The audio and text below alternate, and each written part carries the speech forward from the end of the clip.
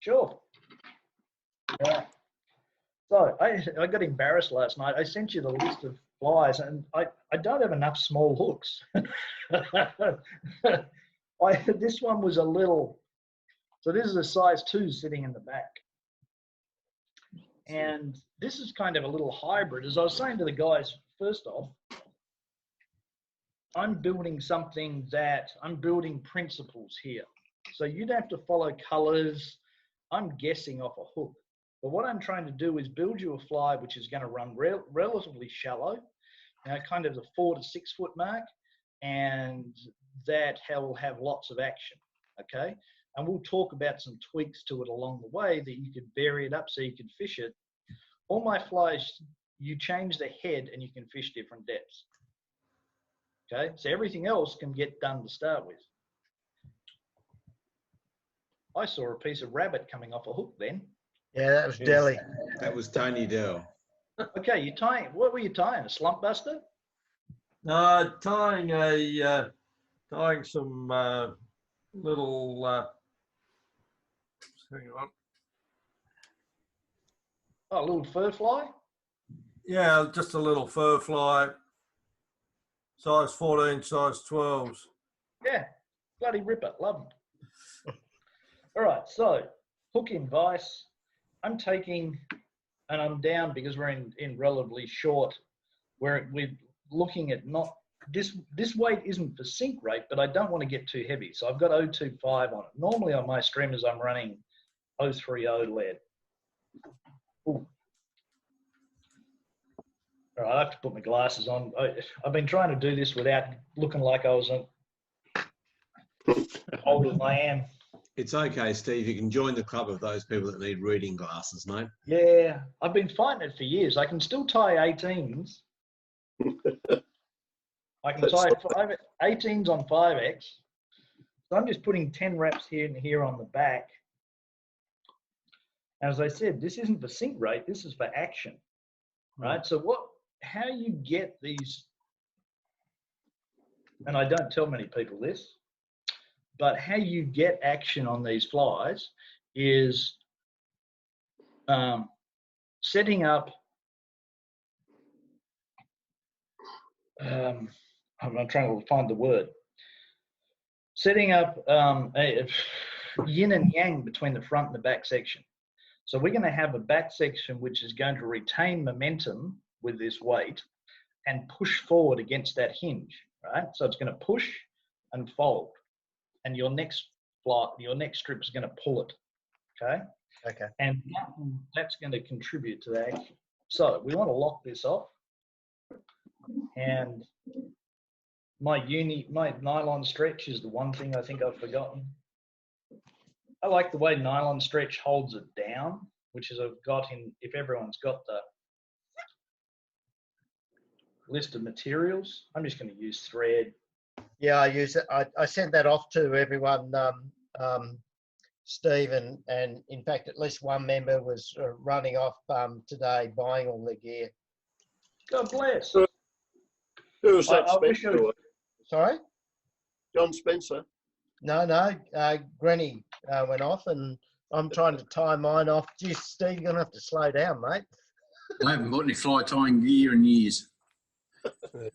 Well, I've got some work stuff going on at the moment, so I'm sitting there bloody doing bloody texts, so bear with me.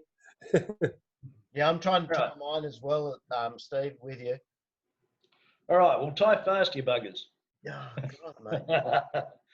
Okay, so what you're doing is just giving yourself coverage, and I'm not gonna go wholehearted, but what I'm trying to do is give this a nice shell, so it's, because if this lead comes off the fly, your fly's buggered.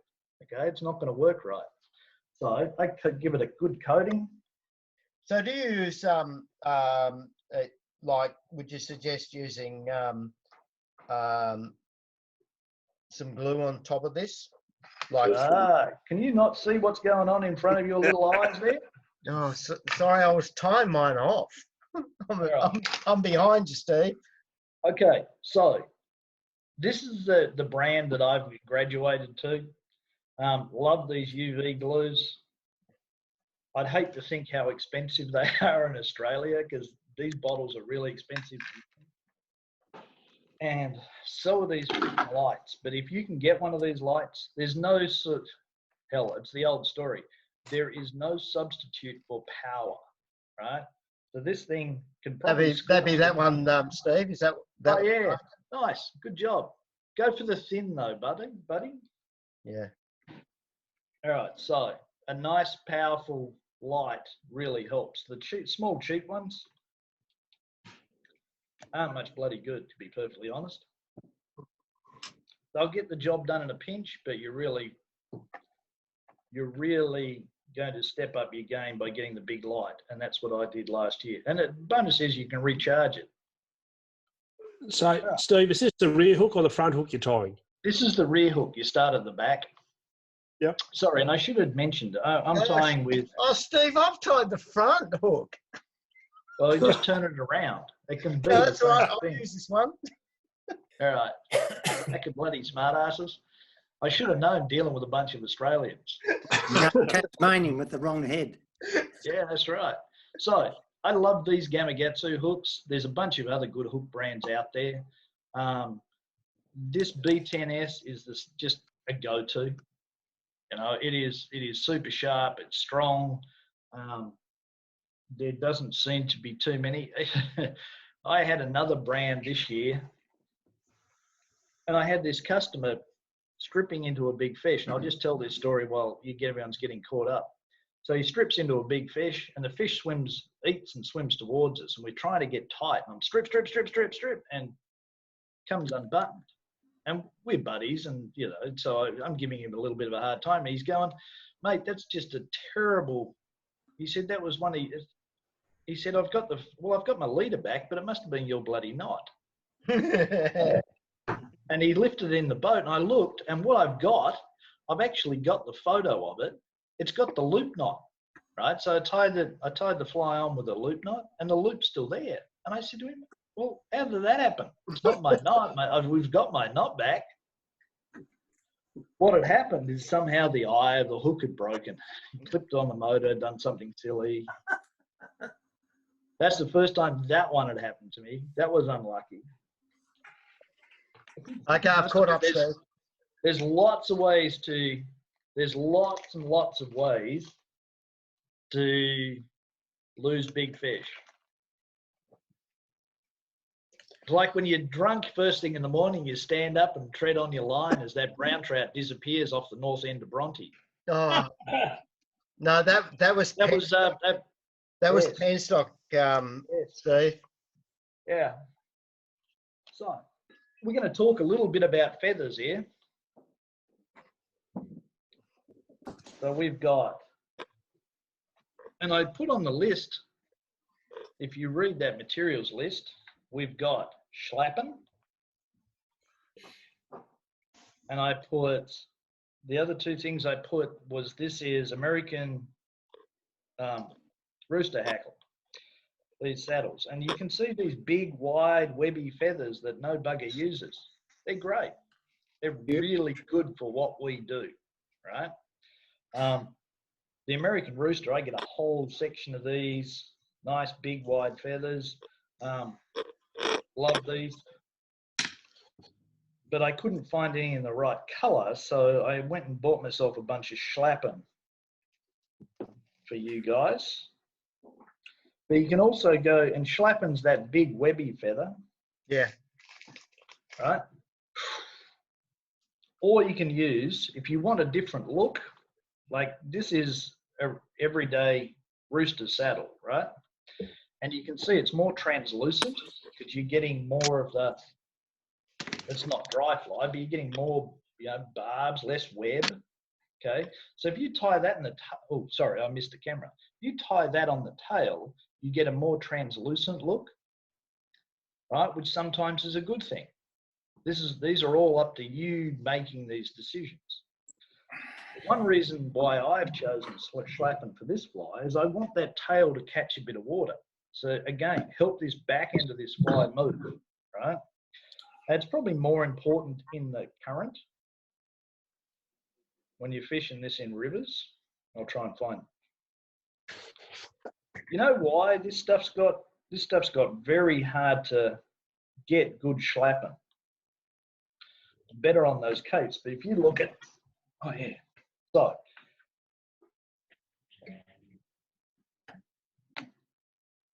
a really nice schlappen feather compared to crappy schlappen feathers. I'm struggling to find a couple of decent ones in this pack I got, and it's because we're actually hormone feeding our chickens so they don't get as long to live before they're food grade. These all come off food grade birds, right? People often ask me too what thread I'm tying, because I'm going to attach my thread back. And guys, you'll see guys on your YouTube videos, and they all say every time they're tying with bucktail and doing streamers, they're tying with GSP. GSP is hard to handle, slippery, and it's freaking expensive, the amount I use. So I'm using everyday, regular Wapsi UTC thread in size 140. And if you use good thread control, you can get this, you can use this to lock down the bucktail as much as we need. I really like these vices too. Bobbins as well. The right bobbins with a tension. They actually have a little tension adjustment here on this end. Little advert for these. Love these vices. And you can grab them and bear down on them and get some decent pressure in. So, Laurie will love you, Steve. He's got a few of those as well. Yeah, and so Steve, I reckon. well, Steve's I've got a few. about I've still got 17 few of them. to have, Yeah, actually. I got a few because at some stage I Yes, I know. I found a source at Gowan's auction, so I got a At few. an auction.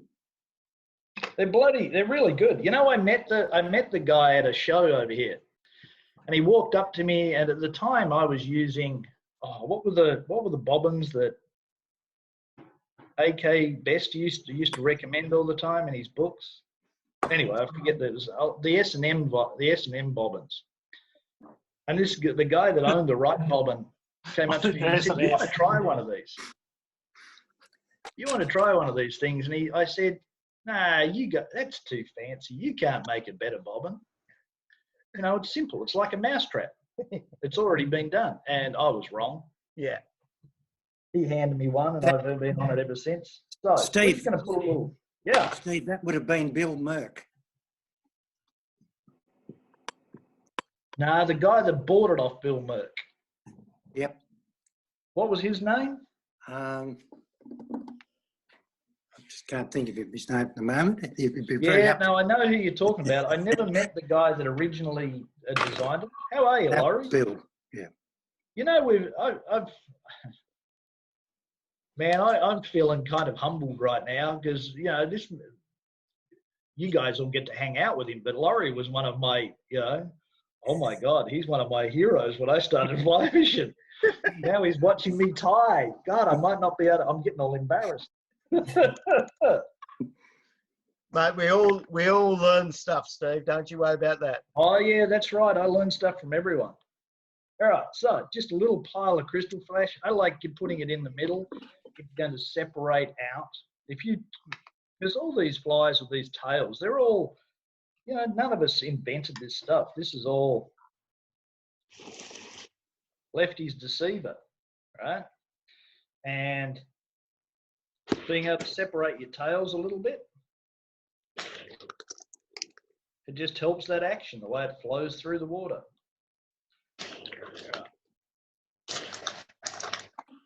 So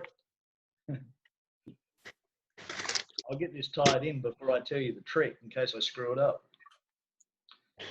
Yeah, we're a little cocked because this feather's a little twisted. Are you tying that in the top, Steve? Or? Basically, and this is what I was saying, this stem's a little twisted on this, so it's going to sit a little weird. I think I'm going to be able to train it back into line. Yeah. But what you're trying to do is you can actually just pretty much lay it on that outside. I said that. This one's giving me fits. There's a few different approaches to it. one of my buddies in teaching these says, don't put it on the top of the, hold on, here's my finger. Okay, imagine my finger's the hook shank. Don't lay it on the side. Don't lay it on the top. You put it on the taint, which is taint the top, taint the bottom, taint the side. And you lay it in here and it will roll in and sit. Yeah. And that way you'll keep your feathers straight. My first one was a little on my side, is a little twisted and cocked. It's sitting up. All right, trim these down.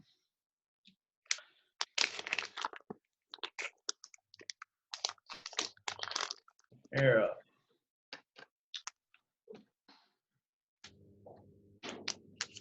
little taller than I want that to be, but I think we'll be okay. All right, so, and you can adjust these at any sort of length you want, but I'm trying to keep this as my overall fly. I'm going to run in at about 6 inches long. Yep. Okay? And I just used a little copper flash just to give us a little hint.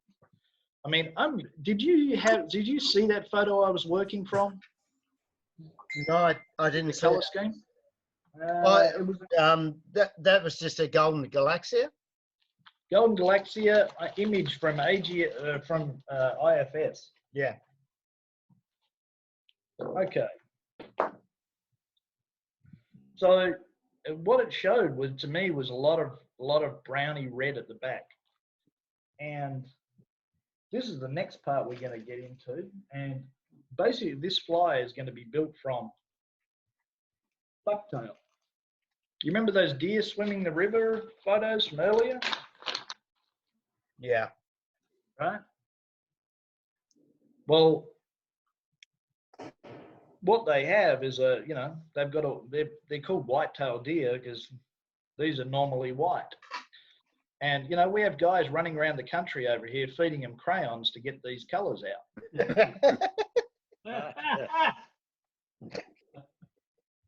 All right. So normally they look like this. And bucktails are really interesting material. You get So how many tails do you go through a year, Steve? oh, don't ask, because you don't use all of them. Well, I'm just going to clip a little bit of here, and you can see when you clip it off, you got multiple lengths, but they're tapered. Beautiful bloody material for building long flies like this. They got a nice point on them. They move pretty well in the water. Like they have their own inherent action. If the current blows past it, like that, just a little bit of breath that'll move it around. But there is different things as along the length of that. Let me get another color because that looks like a little blown out. So back at this end, you're going to find them, it's almost like body hair, right? So this is going to flare really hard. And for instance, so on this fly, right? On this fly, I want a really tall profile, right? Yeah. But not using a lot of material. So I'll pull pieces from this part of the hide because they're relatively hollow. They're more like hair you'd use to build a popper head, right? Yeah. Much more buoyant too. At the top, these things won't flare at all, okay? And they tend to be wiggly, they're long, and to be honest, they're good for clouds and minnows, that type of thing, saltwater type patterns. Yep.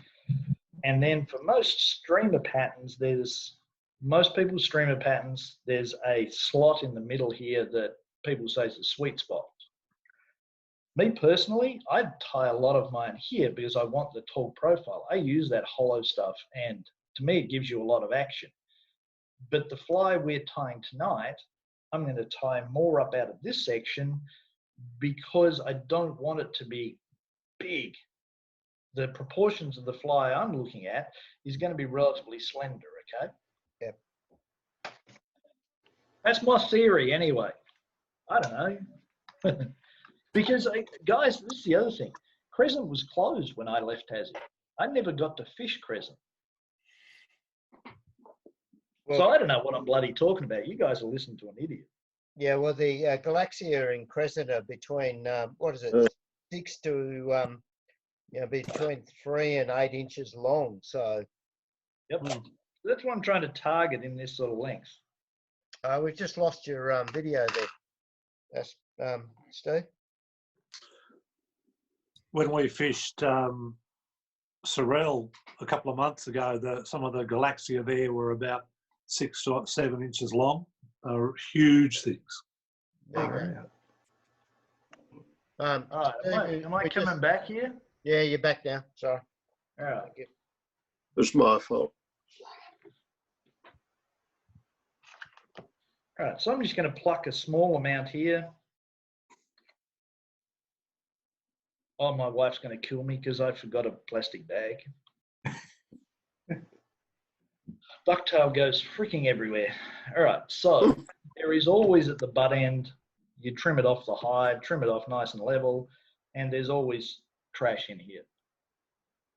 I'm not going to stack these, but I'm going to look at it. I'm going to pull out all the ones that are a little too long and try and just get an even clump. And I'm looking back against these.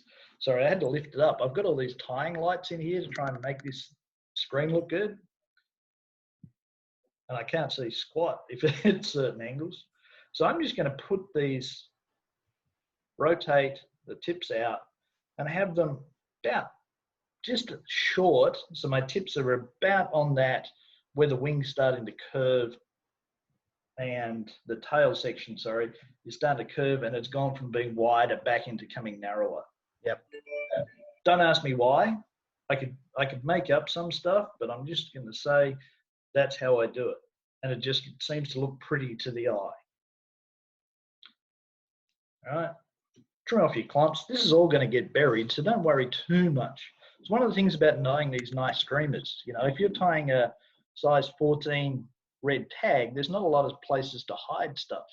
I can hide all sorts of crap underneath the bodies on these big flies. All sorts of stuff you want to do wrong. Okay, so rotate over, and I'm kind of digging this amber color. This is a new color I got out of Wapsi, because that's the other cool thing about this area. If you're aware of the name of Wapsi fly tying, Yep. Wapsi fly tying is about a mile that way. Oh.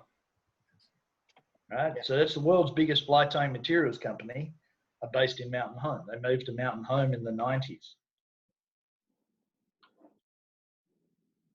So at times I get to go and select. I'm just going to try and balance out. I've actually got a little too much hair in there. You want to balance out and have about the same amount of hair top and bottom. Otherwise, your fly is going to rotate on itself, because there is going to be some inherent buoyancy in here.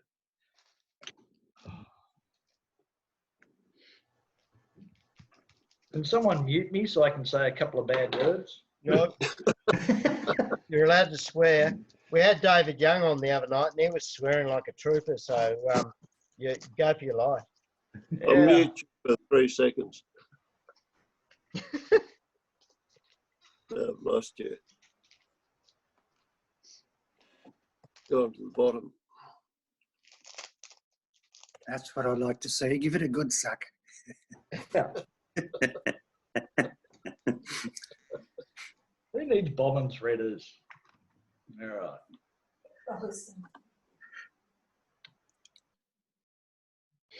All right, let's start that shit again. It's top, bottom. So here's a funny thing. So we have a bunch of, God, that's untidy. Laurie, forgive me. So we started doing these tying videos a few years ago when people were starting to wonder about what was going on the White River and the streamer thing. And the first video we did was with my head guide, and he was doing just a basic White River style deceiver. And we put it all together, and we had all these guys watching it, huge numbers, thousands of thousands of videos watching it. And 2 years later, we're all looking at the video, we're scrolling through and we're going, man, do you realize we actually tied the colors in upside down so that we had the light on the back and dark on the bottom? We're getting people come into the shop with this fly tied identically. And it's still up there. Haven't had the heart to take it down yet. All right, so what I was trying to do is just get a little too much tension in there, see if it was going to flare at all. And it won't. And you can see, so you're building a body, but it's all along that shank. Yeah. All right, and all this stuff's going to get covered. So. But don't tell me that, Steve. I've been tying. You've been trying to tie it all pretty and shit? No, I don't know. I'm a mess at the moment, but I'm getting there. Okay, so I went and plucked this one in the shop, and it really is worth paying a little more attention. I looked at the bottom end of this, my normal zone, and I like this stretch of fiber. I actually don't like the fibers in here. They're a little too, there's not a good sweet spot in here. There's a transition to these wrinkly, crinkly fibers.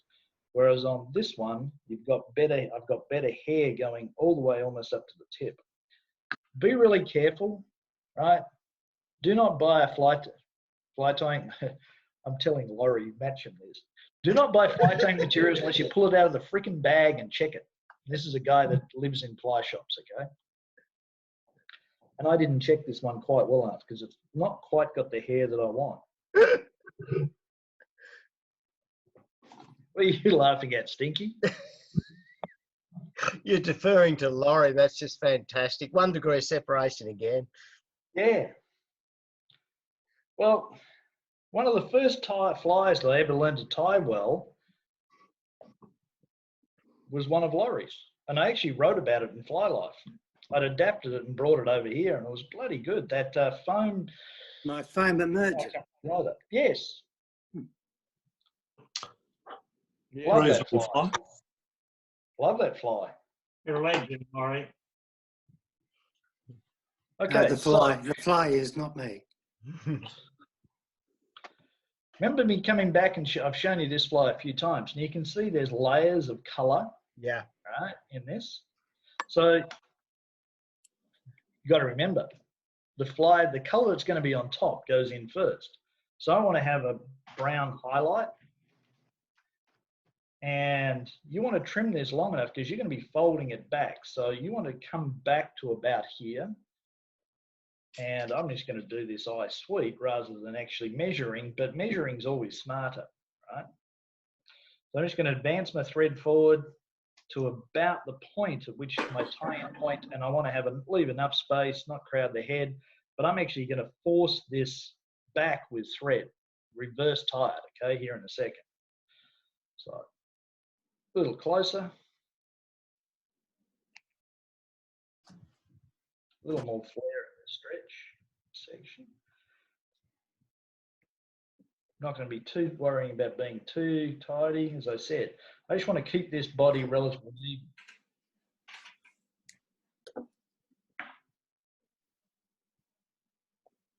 Okay. Trim off the butt section so I haven't got too much crap to deal with. But I'm really not that fussed with it because it's all going to get bound down here in a minute. I'm just working my way through my colour progression. So again, come back to the amber. You can pick any colour choice you want. I would think, you know, olives, clean it up.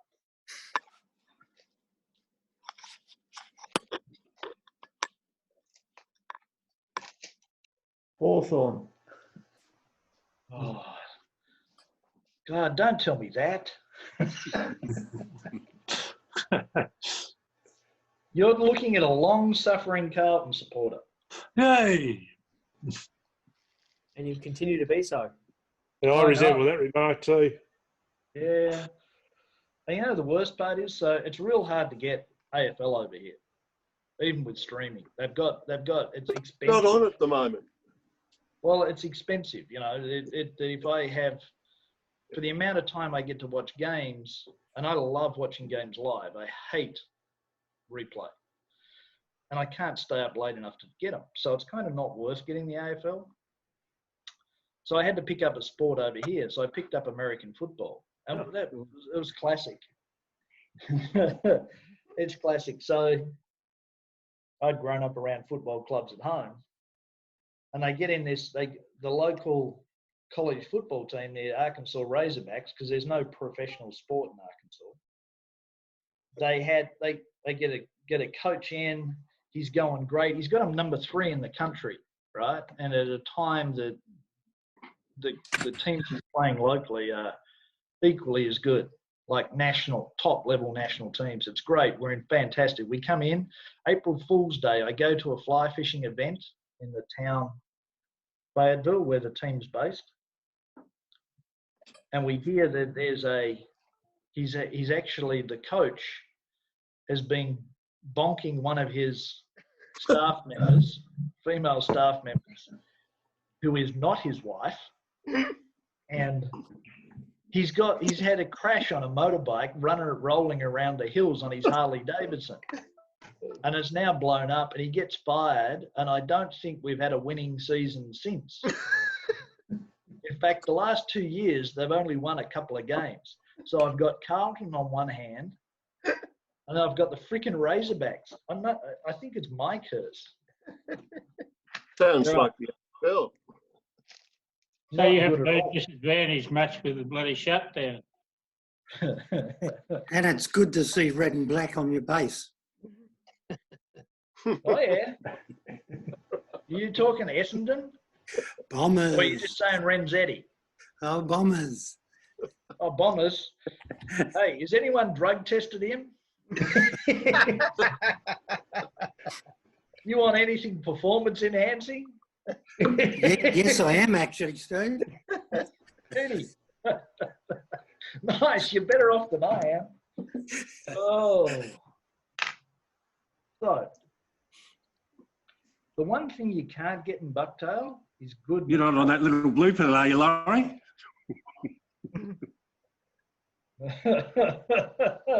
Didn't hear that.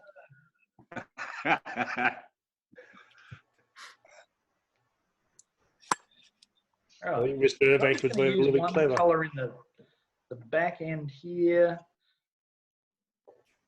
I found this the other day too. And again, this is, whose screen is that? What are you looking at? Mine? I've got something across, oh, there we go. We're good. I had something across my screen. All right, so this is my filler. Now, this is about as, basically, you've learned how to tie 90% of my strings. So I've built my body layers now. My butt sections are nice and relatively even. This is Parma chenille, right? And this is going to give me an interior layer with some flash. And this is not your normal tan color, but I went and plucked through it. This is good. See, there's the goldy hint to this. Right, so this is going to layer out and hopefully work pretty good.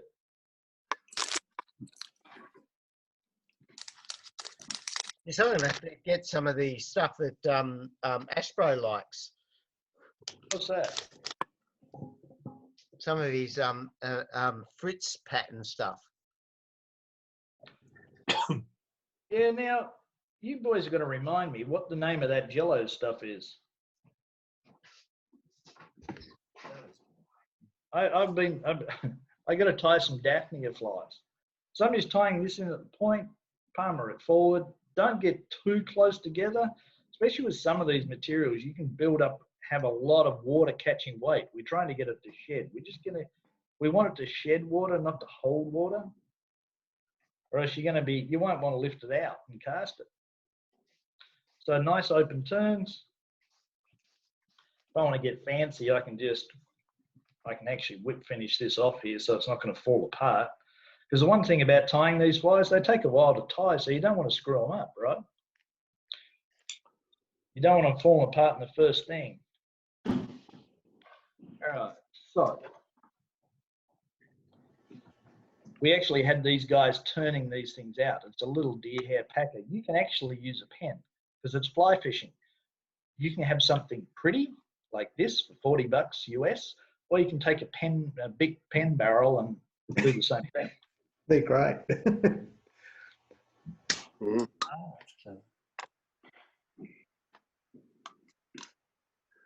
All right, little technical hitch here. I'm going to show you how to fix it. See where I pulled that forward? Yeah. I actually finished the yellow bottom there is sitting back from the top. Huh? Simple fix. I'm just going to take my thread forward, back out, and make sure it's even. And it's one of those things. I'm yapping here and not particularly paying attention as hard as I could do. So now I've got my top and bottom are in a vertical line. So when you go and push this back with thread, and you remember it's going to want to rotate, we're just going to make a little thread dam in front of it to hold us back in body shape.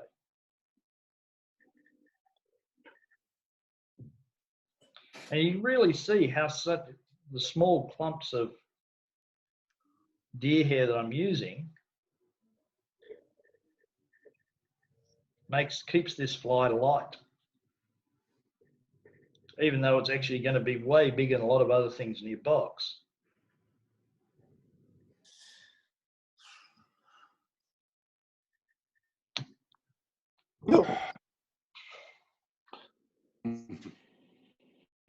So I'll tell you one thing about Wapsi. They have a lot of stuff done piecemeal, and there are times this thread is just catching, and I'm cranking on it. I've broken 2 off with an audience. Either that or I've had too much caffeine.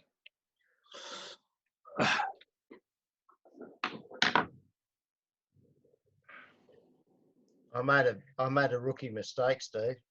What'd you do? I cut my stuff off. Didn't leave it to wrap back, but anyway. Oh, which did you cut off? Nothing. It's all right. I've fixed it. It's all right. I just broke my thread. Granny's kept up to date. He's got it down pat. Mine's a bit untoward, but anyway. Yeah. No, I made the same mistake you did, Steve. Sorry? I made the same mistake you did. I cut off the butts. Yeah. Look at my thread. Yeah, I know. Steve, I love this thread, but if you get one of these, take these back. Steve, you know what we did? We cut off the butts. Underneath? No, the ones that you've just tied back. Yeah, what? Oh. That's all Well, right. that won't look right, will it? Oh? Well, that won't look right, will it? No, we fixed it though. Can I do a remedial class later? We'll just watch it again and redo it. Absolutely. Steve's making muddlers. Oh, mate. Yeah. You know, is anyone actually fish muddlers seriously? Yes. But I fish a black muddler. They've had over here, you hear people talking about it. The muddler is the most overrated fly ever. But you guys fish it as a wet. Yeah. Yeah. Swung fly, small streamer. You fish it, In the Laurie. film, up in the film, but all right, I've got 3 chats here and I'm trying to keep up. Who's talking to me? T15 Jelly. Send me a link, Aspro. We've got a huge piles of Daphnia coming through our lakes and out into the river. So this is what you're left with. Okay? That you could actually go and fish that. So let's get on to our next stage.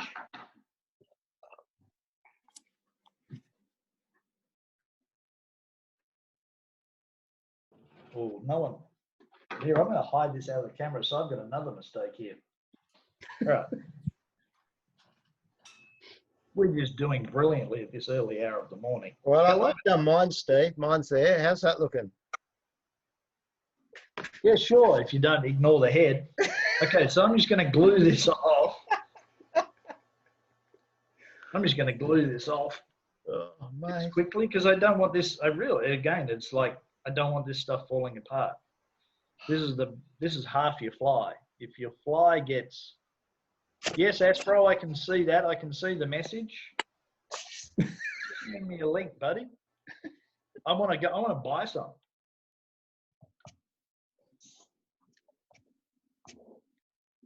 Because the Daphnia fly has been raking it. Okay. Set that up there for a second. So the thing about articulated flies is you're going to hear all sorts of things on here about different ways to articulate them and what people think. Now, in the real world, I'm the only one that's right. Real. That's right, yep. So I'm going to show you the way I do it. And there are reasons I do it this way. And this was a learning process. Because when we started doing this whole big streamer thing, this is cheap 50-pound eagle claw nasty mono. This is going to last me, I've used a few hundred yards of it, and this is going to be the basis of my connection. Yeah. Other people will tell you wire, and wire works, but what happens when you wiggle wire backwards and forwards? Eventually it's going to break. I fish my flies a lot. They don't break at these connections. The other one that people talk about using, braid can be really good. Like braid you'd put on a spinning reel, bait casting reel. Backing. Just form a thread base. Yes, Stinky, I'm up on the front hook now. Oh, geez, hang on. Right. So there's various ways to do this.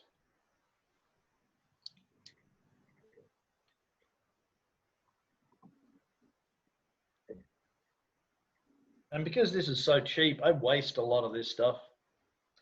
Right, so when it comes off that spool, it's going to have a curve to it, right? Yeah. So I just use my fingers and try and take that curve out, and it's going to help you keeping the back part of the fly straight, because you want that loop to sit off the back of the hook vertically, right? So this can wiggle side to side. And you're going to tie it in there. You don't want to, if it rolls on the hook and goes sideways, then your fly is going to look a little weird. I'm not going to say it's not going to get bit, because trout will do weird things, but it's not going to look pretty to your fly fishing friends or yourself. Okay, so you see all these little beads on here, and they're in there for a reason. They're a spacer, okay? They allow you to adjust tension. They add a little bit of flash if you get the right things. And this is what was listed as Daly's streamer balls. Yeah. Tried to have a bit of a sense of humour with that. Yeah, no, it's good. Granny was in the shop this afternoon, and no one knew what they were. No, well, they're only on our website. Yeah. But if you go, like, hell, this is one of the things. What's the name of the craft store? Spotlight. Spotlight. All right. Over here, it's Hobby Lobby. They'll have different sorts of beads. What you're looking for is the acrylic metallic ones, or the expensive ones, which are really pretty, are the ones they call, I'm trying to find my pack here. I did have a pack sitting out.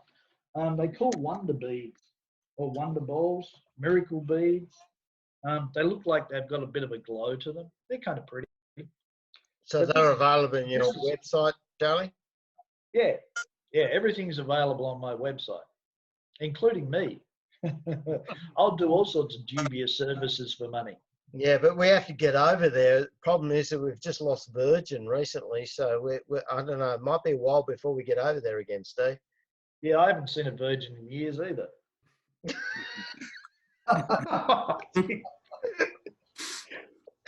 Oh, you guys talking airlines?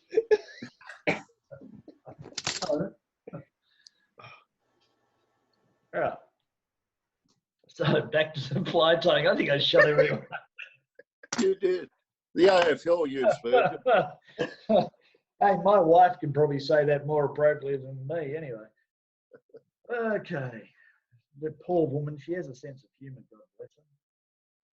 So, what I'm just doing, all right, I've got a little vision issue here. Trying to make sure that my two pieces of mono aren't twisted. You want to keep them even, just lay them in on the, I'm just coming straight along the side of the hook, right? I'm not trying to sit them anywhere fancy. If you lay them in on the side of the hook here and bind them down, they will sit nice and clean. And guys will go into a whole bunch of overkill on these, right? If you're using good thread tension and with mono and either this 140 or 210 thread, you can get these to bite into that mono, which has a little softness, and it'll grip. Okay, I don't need to glue them or anything like that, but you got to bind them down pretty stoutly. You're pushing the edge of that breaking point. Okay, so but what I want to do is pull this up so I have a relatively small loop, right? Yep. Trying to make sure. Okay, that's probably just tweaking and adjusting here. So I'm trying to. I was trying to show you guys that. Turn it around multiple ways, and I took the tension off and it rolled. All right, so we'll come back again. Okay, pull it back up. My loop is vertical. My two pieces on this side aren't twisted. My beads are tense, and that's going to give you enough wiggle in that butt end without it being tail wrapping all the time. Okay, so now just go in, and I'm hiding it with my fingers, but I'm really making sure this is bound down well. Lots of friction on this. Now you'll see guys rotating it around and whatever. I think it gives you just more bulk underneath, right? That I don't want. You can do it if you want that way. Yeah, again, that's going to add tension, but quite honestly, I just don't find that my hooks pull out. So, but as I said, I am really cranking down on this.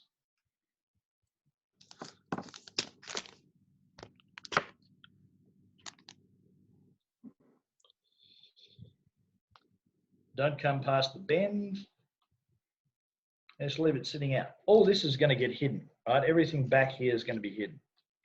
So we've got our beads, we've got our articulation, and now we just go back. We're going to, again, layer our colors through. And start with this. Just do a little amber on top. Because this piece of the hook, you can see it's really sitting inside all the parts back here, back over your feathers. It's fairly well hidden. You're just adjusting your color layers. And I'm again bumping my tips just underneath that joint. So it's running up onto the back part of the fly.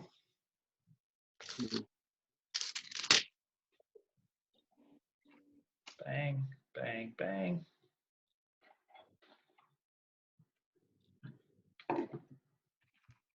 So I should have explained when I go forward. What I'm trying to do with these butts is when I put the front piece in, I'm trying to actually finish these off so they're level. Okay, so my two butts will go, and you use level, you're levering your belly out.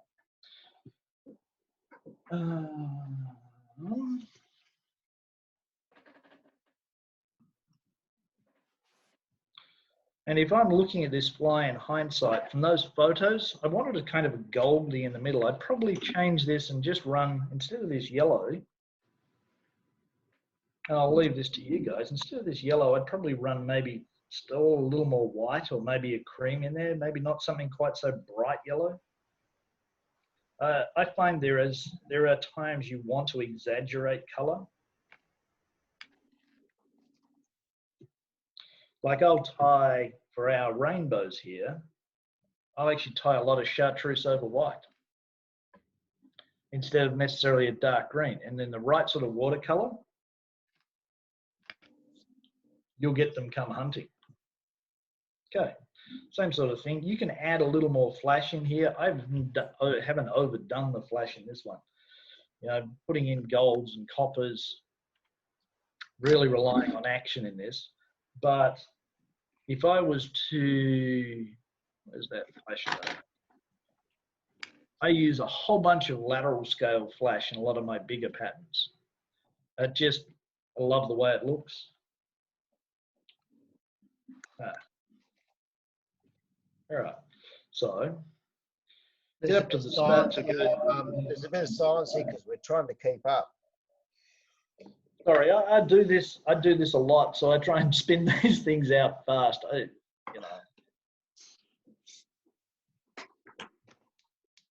No. Any questions from those not tying? Yes, Steve. What percentage of fish are caught on the stinger hook as opposed to they're the all front eaten hook? on the front.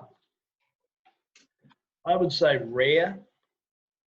Most of the time you're going to find that the fish is going to crush from the head. Like you can see this hook is built. Sorry, let me come back to this camera. Which camera are we on? Steve, you put me on the big one. Yeah, cool. We're back to tying. All right. So this fly, when we started doing these, this fly is totally against the principles we wanted at the time. Because my front hook is here in my fingers, then I've got a hook here, now I've got all this tail, and people talk about short striking. Yeah. I'm coming to believe that short striking is a little bit of BS. It's us yanking it away from them, right? This sounds really contrary to a lot of common thought. But I'm going to find when they're really, I find, to answer your question, that they're going to eat it here on the eyes. Yep. We're catching them 90% of the time on the front hook. The front hook will be buried in that mouth. So the mouth's here, and you'll find the front hook there. And they've just come in and gone crunch. Because we talked about those big mouths on those predatory fish. Our brown trout are the great white shark. And they predate like a great white shark does, right? Brown trout, they're colored on the back dark, white bellies, designed to get below their prey and attack from below, right? They launch vertical.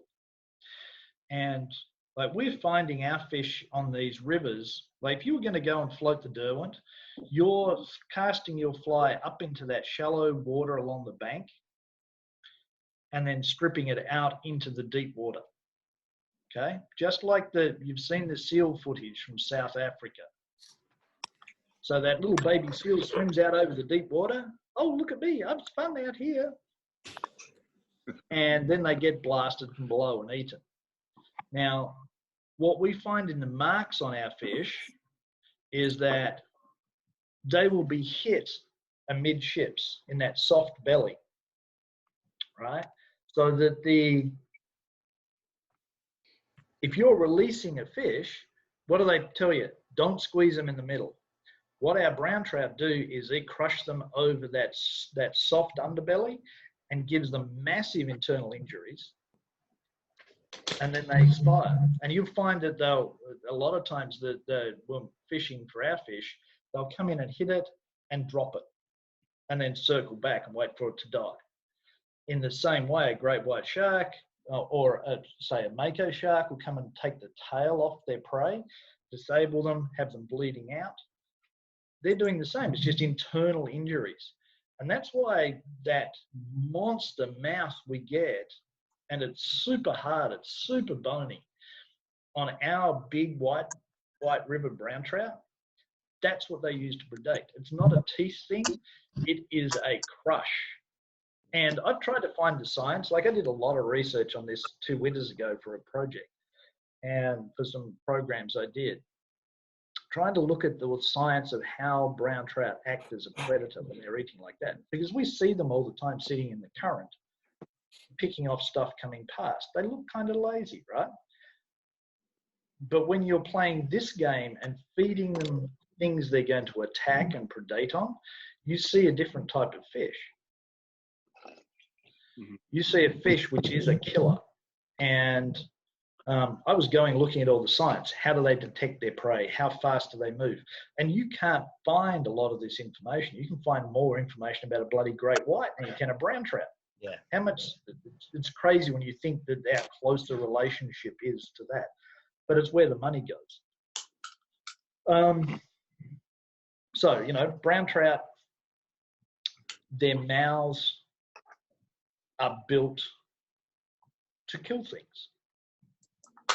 I really wanted to find, what my point was, I wanted to find the crush, what sort of pressure they can actually put down. You can find it for a crocodile, but you can't find it for a brown trout.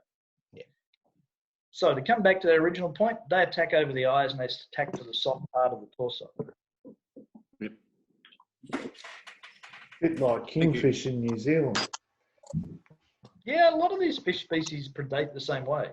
And, you know, the predators have a few things. You look at what skills and talents does a brown trout have? What's its natural advantage over its prey? Size, obviously. They have that monster big tail. You know, brown trout, people think of brown trout as slow and rainbows as fast.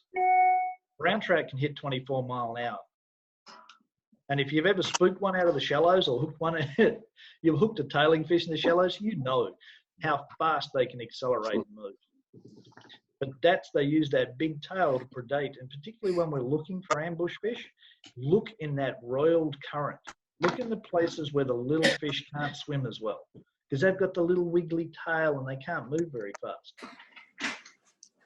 Big fish can get in that broken water, and it's the same whether you're talking striped bass, you're talking barramundi in the current, you're talking muskellunge over here. And muskie are a great fish. If you're ever coming over here and you get a chance to fish for muskie, are just as big a predator as badass as taimen. Yeah. And they grow huge. And huge teeth too. The only fish I've ever seen look into the boat, stick its head out of the water, look into the boat and swim at the boat past a set of oars.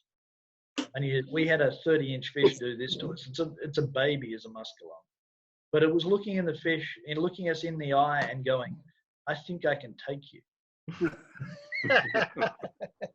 And it's a fish that it's really an underground fish over here. No one comes across to fish for it, but it's unbelievable. You can spend a lot of money going for taimen, or you can go and chase these muskies. Sorry, we sidetracked. You guys caught up?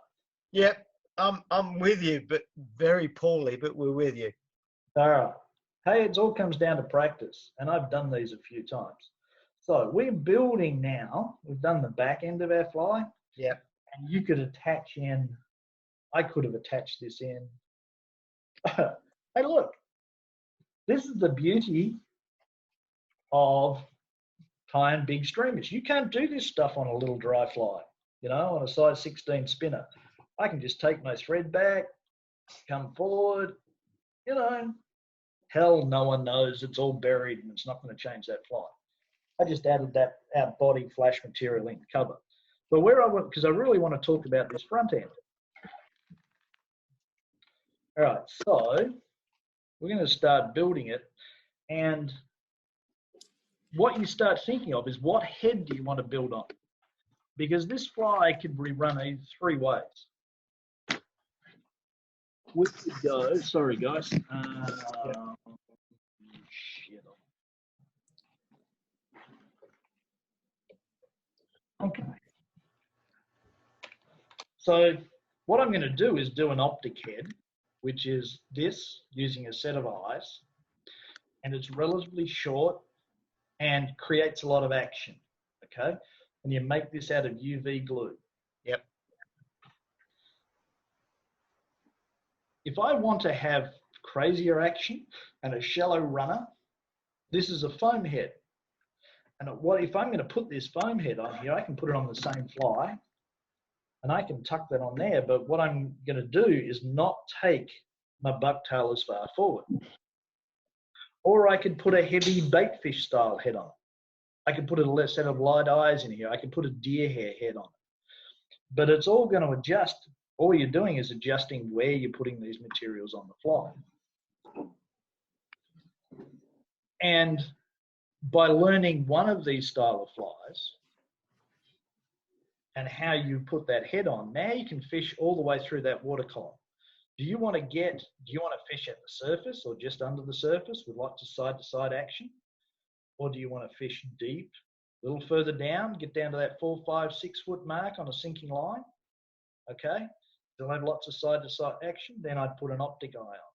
You want to go down deep for a lake or a heavy, fast-moving river, put a baitfish head, like a fish skull metal head on. So, where have I lost it?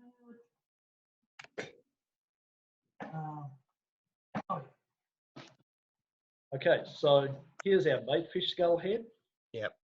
It's got metal weight, or a foam head can go on the same fly. Right? It's real simple. So we're going to build an optic head and work our way through this. All right, so brown's going to be my top layer.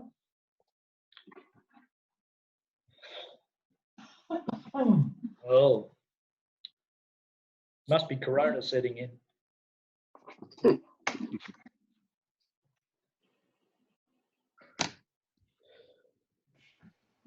I'm trying not to use a lot of the brown, just to give that dark line across the back.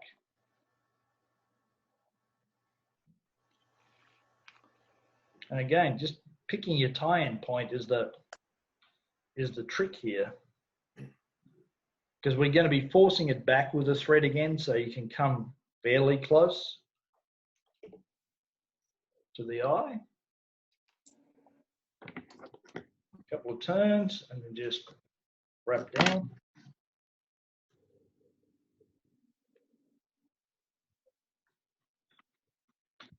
Layer a little amber underneath this. What I really wish is that, and I've been trying to find the right sort of dye, is to come up with some metallic looking bucktail. I think it's the only thing we're really missing. So you're tying that forward to wrap it back. Is that what you're doing? Yes. You fold it back.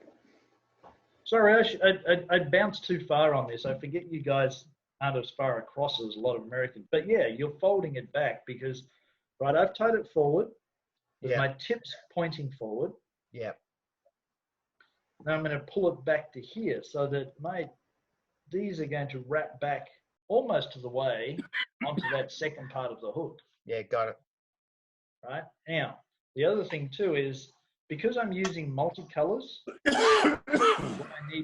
what I'm doing is doing very small stacks. I'm going to end up with about the same amount of bucktail on top of this fly as I would if I used one color. But I'm going thinner because I'm just blending these colors through. And again, this next one tips forward.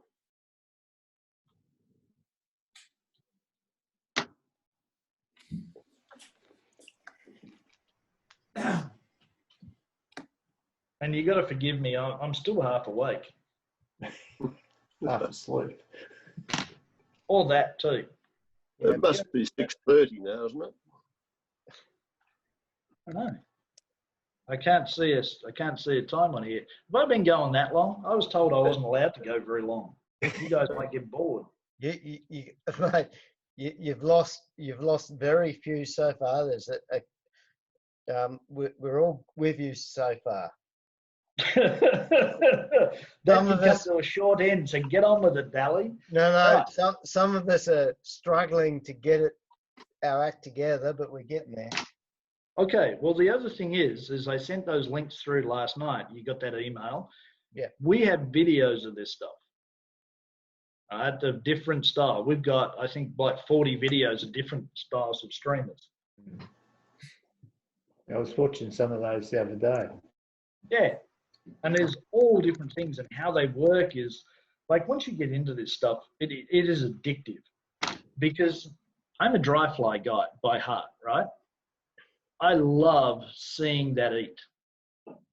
This thing is the next part for me, because watching these flies come back through the water, fishing them in and around structure, watching them dance, and then watching that fish come to that fly to eat it, you know, when they're up on their fins and they're looking like a predator, it's a whole different game that really floats my boat.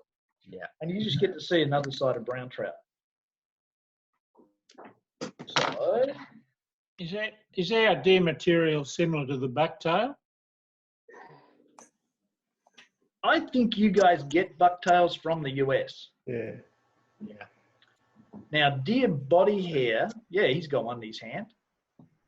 They're those big, long things on the wall. Look at that. Look, they had some guy out there feeding that green crayon. I'll have to have a look. Right?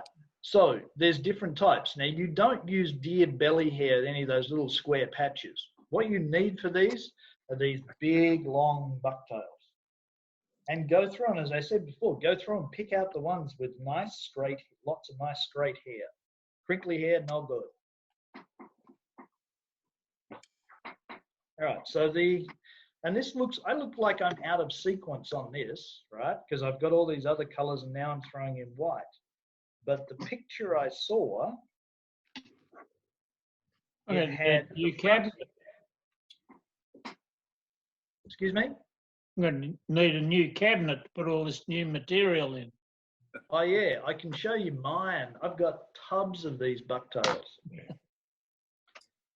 Because they're like kangaroos here. You can go run the buggers over. Can we use kangaroo fur?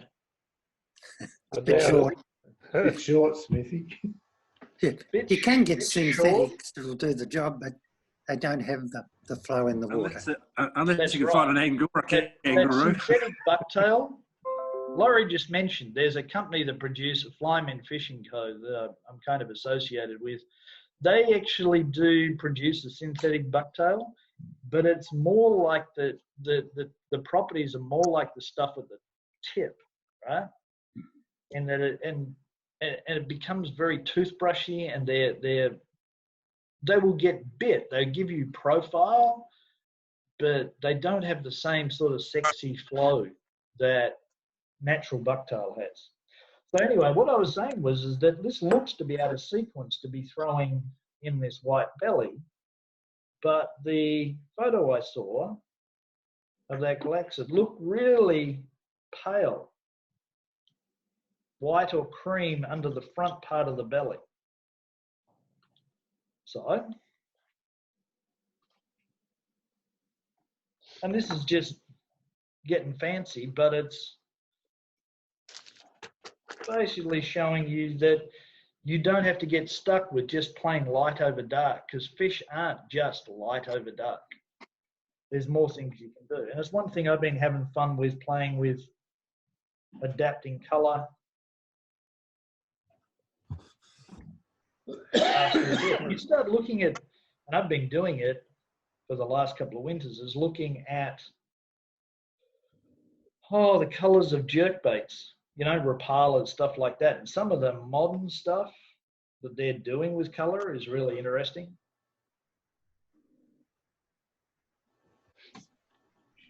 And I've been going and taking some of the most popular design colors that they use and turning around and putting them into flies, these flies. And some of those have worked really well. I did a blue over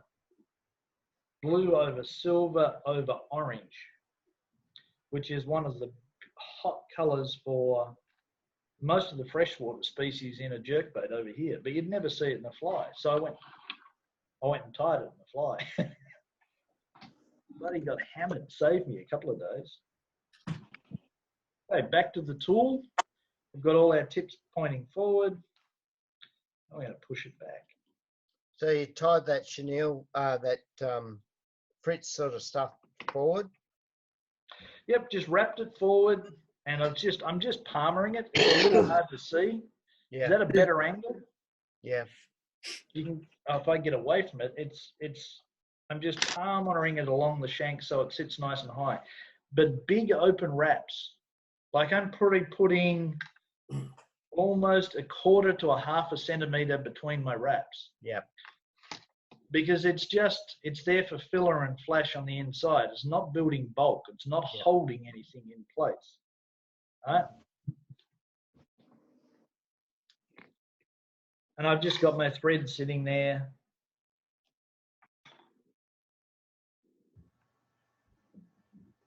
I missed that. What are you doing now? Oh, you're folding it back. Yep. So I folded it back. I folded it back with the tool. All right. Just watch my hands for a second, Stinky. Yep.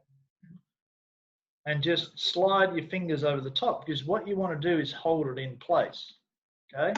Yep. And pinch it, because as you do your thread wraps hard up against that mound of bucktail here, it's going to twist on you. If you don't hold it in place, you're going to end up with all your dark over here on the other side of the hook.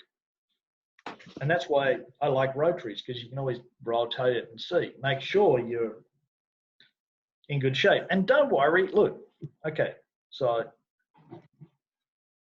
you're going to have the odd stray hair, right? That's going to roll around. Yeah. Don't worry about it. You can pluck them out and finish them later if it's that important to you. Hey, Stinky. Yeah. I should each one of these as well. What size is the hole in the tool? Do you want the smart ass answer or you want the right answer? No, I want the right answer. I might turn up a few. Big enough for your hook. Like I needed to. This one covers, and I mean it's. All right. Here's the other point. Do one at each end. You can turn these. You can turn these up.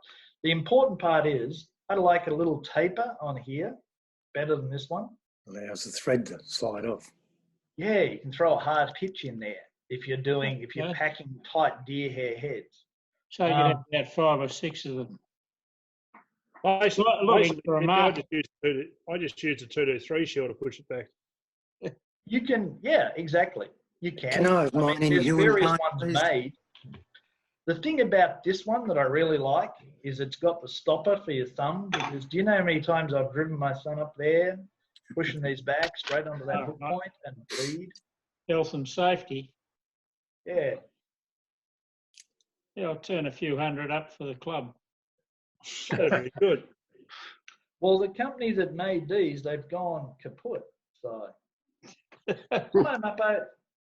Time you one up out of a nice piece of Hue and Pine. I'll have one out of Hue and Pine. Yeah, bird's eye. Yeah. I want mine in bird's eye, please. Shit, I wouldn't like to think how much that stuff is these days. I've got enough to turn up about 2,000. I'll donate one piece. One each. Yeah, mate, that sounds good. All right, so I'm just building, again, just forcing these materials back until I get, like the further you come back with your thread this way, the tighter that's going to be. Now remember, the first time you put this in the water and pull it through the water, it's going to flatten out. But I like, on some of my bigger stuff, I like having them pretty tall so that when you pull, it goes like this and then bounces. Right? So you get a real breeze and it just gives the fly a little more life as you pull it through the water. Because when I'm talking pulling through the water too here, I'm not talking tap, tap, tap, tap, tap like a minnow where your fish goes wiggle, wiggle, wiggle, wiggle, wiggle. I'm talking about stuff that really freaking swims, right? Yep. I'm talking about imitating a bigger fish. And I'm sure if you go watch how these galaxas behave at a 6 to 8 inch fly, they're not sitting there going wiggle, wiggle, wiggle, wiggle. They're moving, right? You're trying to make it look not like a natural swimming. You're trying to look like it when it's spooked, when it's scared. That's what you're looking. Plus a little on the fell off the short bus type scenario. you're looking for an injured fish, a sick fish, okay? So if you watch our streamer videos, like Chasing the Donkey, that's on our YouTube list, you'll actually see, or Brian Wise's Streamer Chronicles series, you will actually see people stripping the fly and see how much movement we're giving these. Like I'm actually literally like that, 18 inches at a time, and really accelerating the fly hard, and then you get that crazy movement as the fly decelerates. Okay, so that's that. It's not constant movement like a swung fly. Like a swung fly is kind of boring. It's little fast. It just goes along steady, straight speed. Yeah, it's fast, but it's steady. What we want is something speeding up, darting, and action. Looks good. I've thought of an application for this. Down the Derwent River with some of those big old resident fish, and absolute monsters I've seen in the past. Yeah, it could be. With an eel fly, all black. Yeah. Or try blacks with reds built in, blacks and purples for late in the day. Yep. Black and red is a great color combination. That's an area I've always wanted to go. One of my dreams before I got too old and grey was to bring a drift boat back and go and float some sections on the Derwent and do some of this shit. One day I might. I'll tell you what, there's some big ones out there. Oh yeah. And this is the thing. You will find the biggest fish in the river like this. It might take you days to go and do it because, as I said, they don't eat every day. What you want is look for a plummeting barometer, a little bit of flood water perhaps, overcast grey skies. I love a day when there's a little snow in the air, and go and find them. All right. So I've just finished that off, tied that off. Here is our basic fly.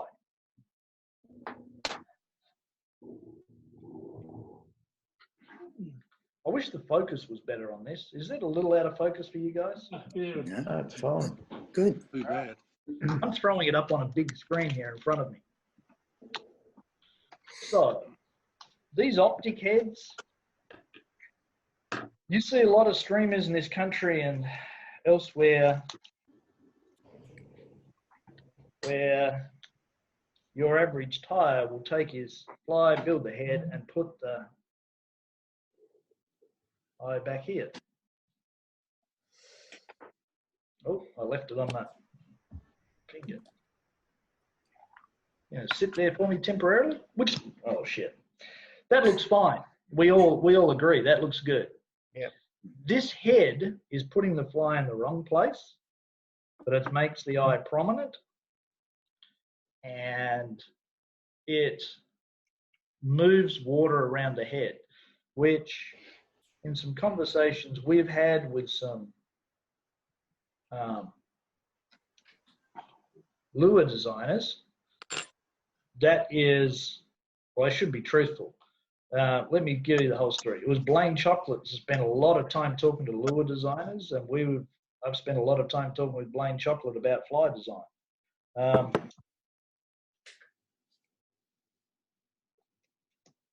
So I'm going to pluck two of these off. But that flow of water around the head is really critical to how the fly actually works. And this sets up a head. And this process, will drive you insane. Okay, so I've got two of those eyes. Can you see that? Just. Okay, I've got one eye on each side. Yep. And I've got them pinched between my fingers, and I have got them level, right? So you've got them nicely balanced. Can I do anything to help adjust that? And these are 7mm dome eyes, right? So they've got some substance to them. You can see they've got the hump. Yep. And I've put one on each side, and I've basically got the eye down the middle. Now, all you guys, which way does the fly eye go on?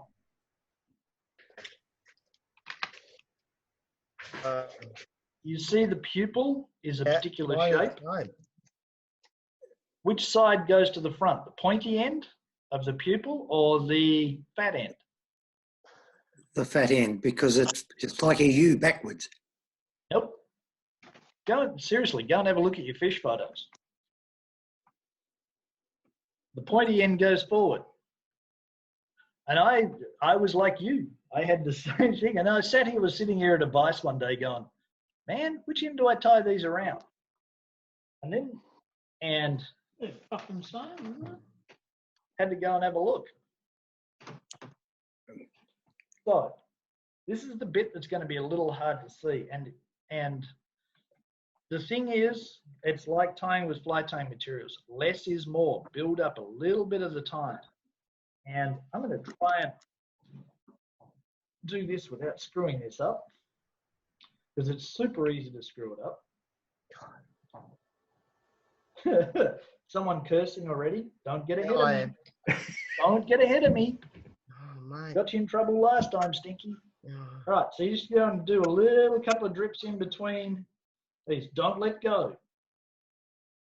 You're not going to fill the whole surface out. You're just trying to get it started. Turn the light on, bang. Oh shit! Sorry, I didn't mean that. I just dropped something. Yeah. All right. So I don't even turn off my light. I just sit it down. It's all nice and hard in there, and I come back and fill again. And I'm trying to fill up to get to the outside edge of those eyes.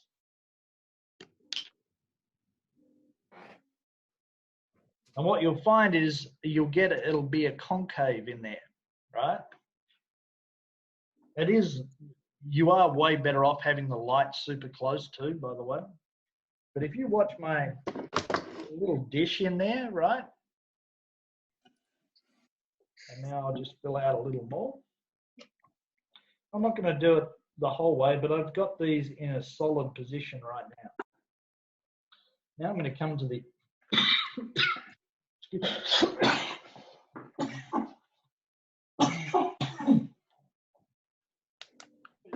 coronavirus. So, yeah, that's what I was thinking.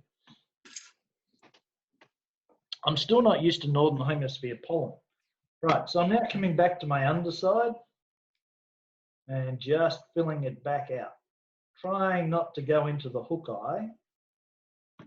And one thing you can do with this is you can actually start training some materials, right?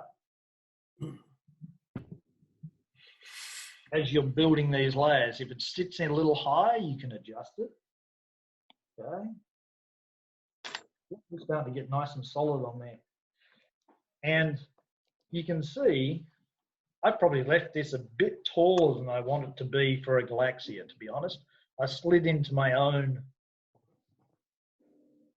normal tying style. I would think that angle, and as you're adding these, coming back a little more with the thread, okay, going back a little more with the thread, and then using the glue here to keep it trained so that you have a fly that's that sort of profile would probably be smarter. I just got carried away. And I have a couple of stray hairs here. So you can come in, because this is streamer fishing. You're not, a single hair doesn't make a whole bunch of difference. Right, so I'm just rotating it around. I want to make sure that I've got filled out, because what I don't want is to have any edges exposed that can kind of get levered to lever a fly off. So I'm just going to keep that nice and smooth and keep those filled through. So eye to eye, it's level. I feel like when there's an exposed edge, there's something for that trout mouse to work against and get some leverage on the eye to pop the eye off. Now the other thing though, that's not necessarily a big deal with these heads. It's a bit of a pain in the butt because you've got to come back and do it. But if you take a pair of pliers to these,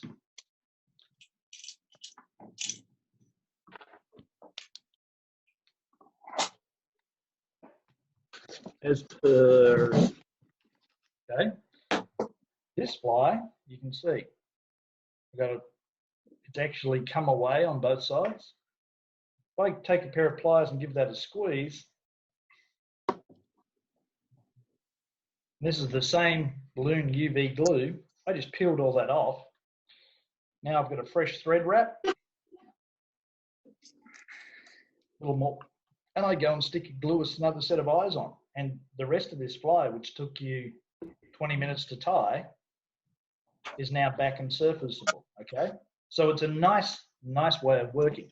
The other one I forgot to mention in terms of heads, and I love this color because I think this color, from all the photos I've seen, this color material would be awesome tied on this fly. This is an Enrico Puglisi EP brush. So it is, these are expensive as hell. This is like, you get 6 of these for $10 US, but the color on this looks pretty close to the core color, body color on those galaxids. And this is what they call, where's the baggie gone? I think they call it Everglades. And what a lot of guys are doing to get, again, to give you, they're using these fibers and wrapping a head, right? Just palmering it around, building a head forward, tying it in, building a head forward with these dense brushes, and that changes the water flow around the front of this fly. Yeah. So that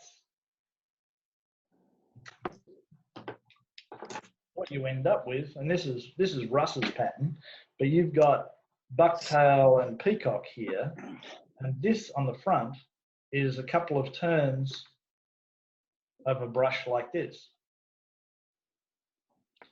right? And it's just wrapped around the eyes, and you can get, if you're only using a couple of turns of material, 2 or 3 turns, you can get multiples out of these, so you can make a lot of threads. I just saw it sitting on the wall, and this is 1.5 inches wide. You can also go to 3 inches wide. I think that'd be a little big for your flies. But this material would be a really cool one to pick up and try and use, because it looks like the color scheme of what I've been seeing in the pictures. And that's your fly. Go get that wet, give it a soak, and fish it. You can, if you feel this UV glue, there's a little tackiness to it. That's mine. Hand sanitizer. That's mine. Hand sanitizer, clean it off, alcohol. Yeah, there you go. I need to go that on a bigger, how do I get that on a bigger screen? Give us a look there, Stink Bomb. Oh, it saves it, right. Yep.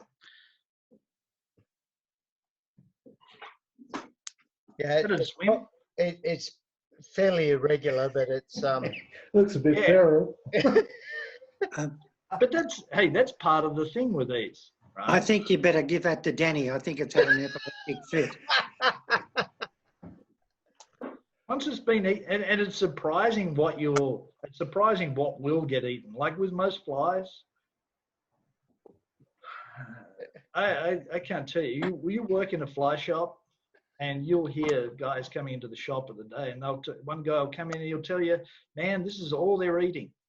And he'll show you some piece of shit woolly bugger that doesn't look, it's got half a tail and 3 eyes. Seriously, it's not well. And, you know, the same 100 yards of river, the next guy's got, he comes in 10 minutes later and he's got the same catching fish, and he's caught them on, you know, some little midge pattern, and you know, they eat stupid shit. We are really fortunate. How you going, Granny? You got there yours yet?